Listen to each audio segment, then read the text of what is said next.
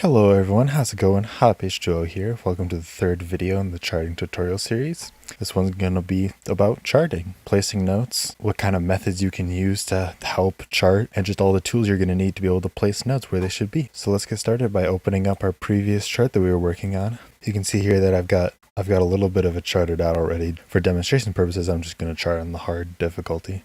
So before we begin, if you haven't watched the previous videos about charting, you should probably do that first. If you're at this stage, you should already have tempo mapped chart synced up with some sounds at the beginning already. That is a step before placing any notes. So I guess what I'm going to talk about first is the actual tools that you use to place notes for Moonscraper. It's this note icon in the tools box. You can use your mouse to place the notes. You can change the step in the top left corner. In the box on the bottom left, you can set Moonscraper to place tap notes or forced notes from the start so you don't have to retroactively go and add them. And just to recap previous videos, there is a keys mode where you can disable the mouse and navigate with the arrow keys up and down, change your step with the left and right arrow keys, and use 1, 2, 3, 4, 5, and 6 to place notes. Obviously, if you would like to erase notes, click on the eraser tool and simply click and drag. And finally, the last thing to note, if you have a chord and you'd like to move the whole chord, instead of just clicking on the note and dragging it with the select tool, if you press shift and then click on the chord, you can move the whole chord together. So moving on to how you place the notes,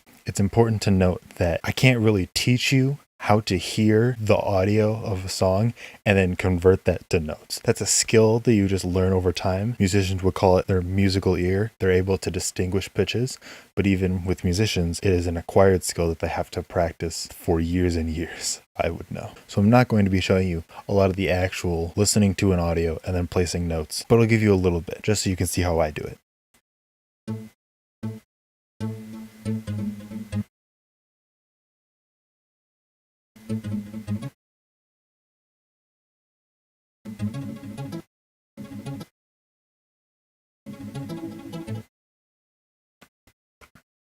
That's essentially all you do to place notes. I always just try to place as much as I can remember, and then I go back and I check. The more you practice charting, the more you'll be able to remember, the more you'll be able to predict how the chart's going to go without having to check it. But that's essentially all you're doing is just playing, charting a little bit, checking it, moving on. So you may be thinking, what can you do if you have no musical experience or you're just new to charting and you don't have that musical ear yet? How can you help your charting skills? There's tabs, there's music videos, there's playthrough videos, there's cover videos, there's sheet music, there's MIDIs. You can learn the song yourself. If it's already been charted, you can look at that chart as a reference. There's lots of visual information that you can grab to help you with a pretty much purely auditory process. So my suggestion to anyone who needs to use something like tabs is to get everything that you can. Look at tabs and playthroughs and listen to it yourself and look at covers. Look at as much material as you can.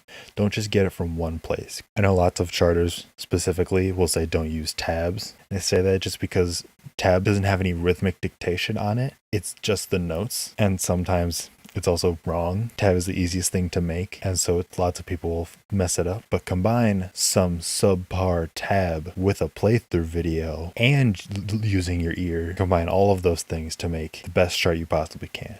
Finally, to end this video, I'll briefly talk about certain charting norms that exist. I won't go through them in detail, but I'll go through them quickly. The argument at the end of the day is we're trying to make it as fun as possible, and so we try to do certain things specifically. Again, this is for you to decide if you're going to follow these, but these are generally what is accepted, what people expect nowadays. Generally, when you have a strumming section like this, instead of having the first note in each note grouping be a hopo, nowadays we usually force them.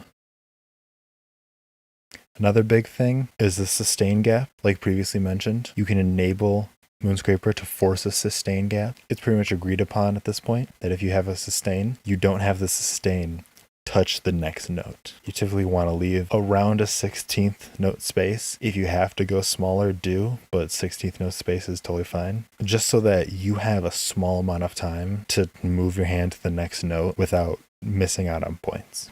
I'm just going to barely scratch the surface on the theory about open notes. I try to use it wherever it's realistic on the guitar or where it makes sense in a Guitar Hero chart. Whenever I see something like this, I'll try to make those open notes, but it's always on a case-by-case basis. It's up to you how you're going to chart it.